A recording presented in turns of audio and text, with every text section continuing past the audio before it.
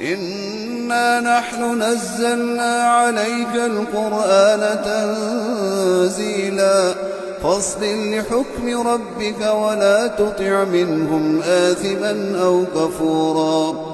واذكر اسم ربك بكرة وأصيلا ومن الليل فاسجد له وسبحه ليلا طويلا إن هؤلاء يحبون العاجلة ويذرون وراءهم يوما ثقيلا نحن خلقناهم وشددنا أسرهم وإذا شئنا بدلنا أمثالهم تبديلا إن هذه تذكرة فمن شاء اتخذ إلى ربه سبيلا وما تشاءون إلا أن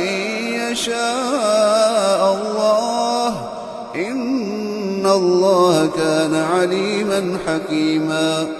يدخل من يشاء في رحمته والظالمين أعد لهم عذابا أليما.